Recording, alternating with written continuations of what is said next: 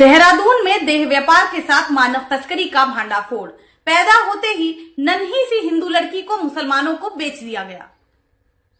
ये जो बच्ची जिसे मुसलमानों के सुपुर्द कर दिया गया है, इसकी मां की तस्वीर मैं आपको स्क्रीन पर दिखा रही हूं। इस औरत का नाम छोटू बताया जा रहा है, जो इस बच्चे की मां है, लेकिन इसके पास अपने कोई भी डॉक्यूमेंट्स नहीं है। और सुनने में ये आ रहा है कि प्रीति नाम की औरत, ये देखिए, ये जो प्रीति नाम की औरत मैं आपको स्क्रीन पर दिखा रही हूं, यही वो औरत है जिसके पास ये छोटू रहती है। और इसकी जो डिलीवरी है वो दून हॉस्पिटल में करी जानी थी। इसको ये दून हॉस्पिटल डिलीवरी के लिए ले गई थी, लेकिन वहां दस्तावेज ना होने की वजह से डिलीवरी नहीं हो पाई। और उसके बाद एक देहरा खास में एक लड़की के घर पर यह डिलीवरी करी गई है। चलिए पहले उसका बयान सुन लेते हैं। और ये जो छोटू है, प्रीति का इससे क्या लेना देना है? ये भी मुझे नहीं पता। उस टाइम पे मेरी उनसे बात नहीं हो रही थी, बस 1-2 दिन पहले ही बात हुई थी। तो आंटी ने बताया था कि ये इसका हस्बैंड था और इसकी शादी हो रखी थी, प्रेग्नेंट है ये। तो उसके 2-3 दिन बाद आंटी का मुझे सुबह मॉर्निंग में कॉल आया 5 बजे साइड कि इसको बहुत लेबर पेन हो रहा है और मैं इसे दून हॉस्पिटल ले जा रही हूँ। तो आंटी इसे दून हॉस्पिटल लेके गई थी, मैं पीछे पीछे गई थी अपने एक्टिवा पे। तो वहां पे जाके उन्होंने इसका केस नहीं लिया था क्योंकि इसके पास कोई फाइल नहीं थी और हस्बैंड वगैरह। अच्छा, आधार कार्ड वगैरह था? कुछ भी नहीं था इसके पास। कुछ भी नहीं था? क्या रीजन था कि आधार कार्ड नहीं था? आधार कार्ड तो सबका होता है। इसने ये बोला था कि मैं अपना घर छोड़ के आई थी, शादी करी थी जब मैंने, तो मेरे पेरेंट्स ने मेरा आधार कार्ड नहीं दिया था, रख लिया था। अच्छा अच्छा, तो आपकी जानकारी में है कि ये जो छोटू है वो प्रोस्टिट्यूशन का काम करती है? नहीं, मुझे बस ये बताया था कि इसकी शादी हो रखी है और इसका पति है, ऐसा बताया। अच्छा, कहाँ से बिलोंग करती है ये छोटू, आपको कुछ आइडिया? आंटी ने तो हरियाणा बताया था, बाकी मुझे नहीं पता। अच्छा, और इसकी डिलीवरी आपके घर में हुई? मेरे घर में हुई क्योंकि ये बहुत पेन में आ गई थी, आंटी ने ही करवाई थी। अच्छा, और वो बच्चा कहाँ है? वो बच्चा आंटी ने अपने किसी जानने वाले को दे दिया था, मुस्लिम फैमिली में। और अच्छा, हिंदू लड़की का बच्चा मुस्लिम फैमिली में दिया गया। अच्छा, और क्या क्या क्या डेट ऑफ बर्थ है बच्चे का? ये 29 मई के आसपास है। 29 मई, ईयर 2024। ओके, तो मतलब लगभग 1 साल की वो बेटा है, बेटी? बेटी है। बेटी है। अच्छा, कोई आइडिया आपको कहाँ पर दिया गया है, किस फैमिली में दिया गया है? कोई नाम नहीं पता, बट मेरे एरिया में ही है वो। और आंटी भी उन्हें जानती थी क्योंकि आंटी भी पहले वहीं रहती थी, तो आंटी उन्हें जानती थी। उनकी पहले भी एक बेटी है, तो उन्होंने फिर उस बच्ची को भी लिया था। अच्छा, मुझे बाकी नहीं पता। आंटी ने उनसे पहले से बात कर रखी थी। पहले से ही बात कर रखी थी? आपके सामने ये बातें नहीं हुई हैं? नहीं, मेरे घर में बस ये हुआ था कि वो पेन में आ गई थी और उस फैमिली को बुलाया था कि ये पेन में है, इसे ले चलो। तो उन्होंने किसी दाई को बुलाया था अपनी तरफ से। अच्छा, दाई को आप जानते हो? नहीं, मैं किसी को नहीं जानती। अच्छा, कौन, मतलब कुछ नाम वगैरह आपके सामने लिया गया हो कुछ दाई का? नहीं। किस कम्युनिटी से थी? कुछ हिंदू थी, मुस्लिम थी? मुस्लिम दाई थी, ठीक है। और कहाँ पर है आपका ये घर जहाँ पर ये डिलीवरी हुई? ये देहरा खास में देवरिश है। ये जो पूरा मामला है, इसकी शिकायत देहरादून के एसएसपी साहब को की गई है और साथ ही इसका संज्ञान जो है पटेल नगर थाने और एंटी ह्यूमन ट्रैफिकिंग डिपार्टमेंट को भी दिया गया है।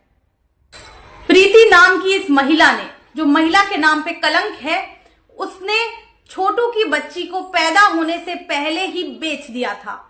उसका सौदा मुसलमानों से कर दिया था और जैसे ही छोटू की डिलीवरी हुई, तुरंत ही ये जो बच्ची है, छोटू ने देखी भी नहीं अपनी बच्ची कि ये बच्ची मुसलमानों के सुपुर्द कर दी गई। छोटू नाम की ये महिला, जिसे प्रीति ने वेश्यावृत्ति में उतारा था, अब प्रीति के इशारों पर नाचने को मजबूर है। इस सारे मामले की पोल पट्टी तब खुलनी शुरू हुई जब प्रीति कश्यप नाम की ये महिला, अनुपमा मिश्रा नाम की एक महिला और सागर कश्यप नाम के एक पुरुष को लेकर मेरे घर आई और इन लोगों ने मुझे अपनी झूठी बातों में फंसाकर अपने साथ प्रेस कॉन्फ्रेंस में बैठने को मना लिया, जिसके बाद मुझे इनके सारे झूठ जो है एक एक करके सामने आने लगे। प्रीति ने बताया था कि सागर उसका भाई है। सागर उसका भाई नहीं है, ये लोग साथ में बिजनेस करते हैं, बिजनेस है देह व्यापार का। और बताया गया था कि अन्नू और सागर यानी अनुपमा मिश्रा और सागर कपूर पति पत्नी हैं। ये बात भी बाद में झूठी साबित हुई। जब एक के बाद एक झूठ सामने आने लगे तो और लोगों ने भी मुझे बताना शुरू किया कि ये जो लोग हैं ये देह व्यापार का काम करते हैं, जबकि इन लोगों ने मुझे बताया था कि सागर एक टैक्सी ड्राइवर है और इन्हीं टैक्सीज के माध्यम से इनका घर का जो खर्च है वो चलता है। इनके पास पीली नंबर प्लेट वाली 2 टैक्सी नंबर गाड़ियां भी थी। इनके ऊपर शक करने की मुझे कोई वजह नजर नहीं आई और मैंने इनका साथ दिया। पर धीरे धीरे जब ये प्रेस कॉन्फ्रेंस रिलीज हो चुकी थी, सब कुछ जो है इनके साथ मेरी तस्वीरें सोशल मीडिया पे और हर जगह फैल चुकी थी, तब कुछ लोगों ने आकर इनकी असलियत बतानी शुरू की। लोगों ने कहा कि ये देह व्यापार से जुड़े हुए हैं।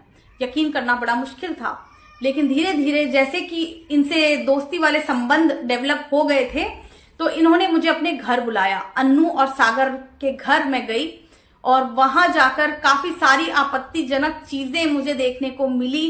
इनके घर में 2 बच्चियां भी हैं जिनका नहीं पता कि कौन उनके पेरेंट्स हैं, और सागर और अन्नू शादीशुदा नहीं है, ये भी मुझे धीरे धीरे पता चला।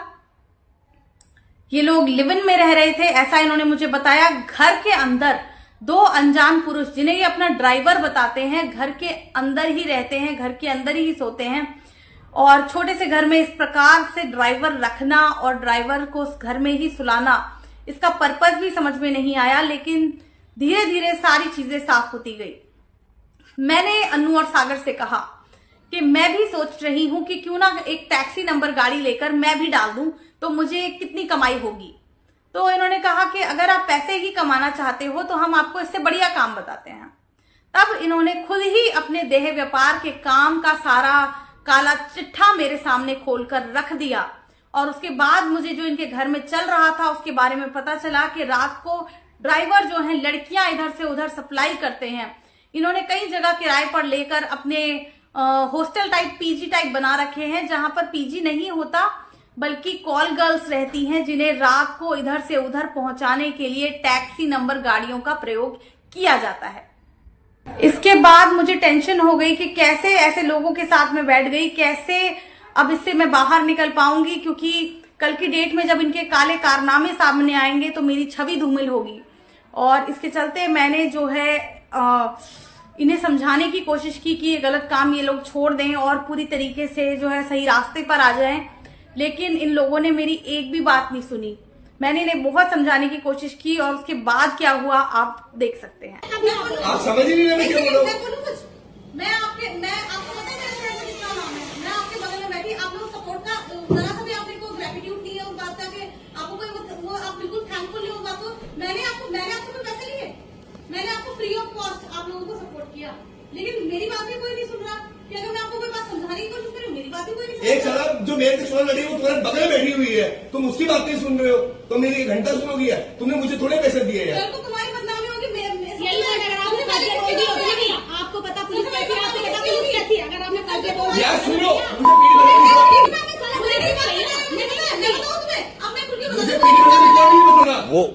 वो खाली पता क्या हुआ, खाली पीडी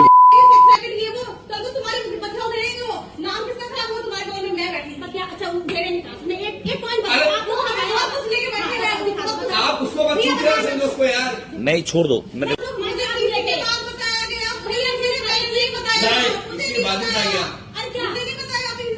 वीडियो बनाएंगे, वीडियो तो बनाएगी पहले। हाँ, एक दिन किसी के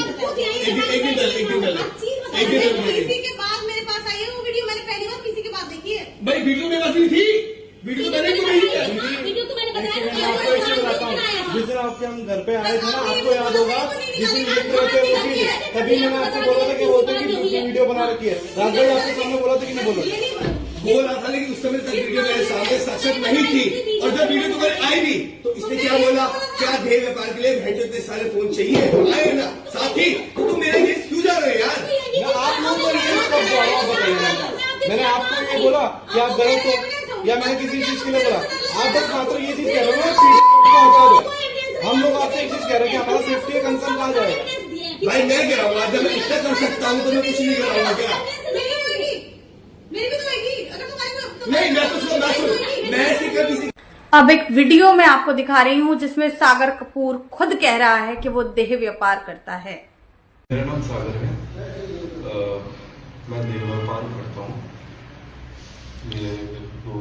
मेरे पास ही ये सारे फोन बरामद हुए हैं। मैं सेक्रेटरी पे काम करता हूँ, मैं देवरोज काम करता हूँ। अब सारा मामला मैंने आपके सामने साफ कर दिया है। देखने वाली बात ये है कि कब तक इन लोगों की गिरफ्तारी होती है और जो नाबालिग बच्ची या हो सकता है और भी बच्चियां जो इन लोगों के चंगुल में फंसी हुई हैं, क्या उन्हें रेस्क्यू किया जा पाएगा।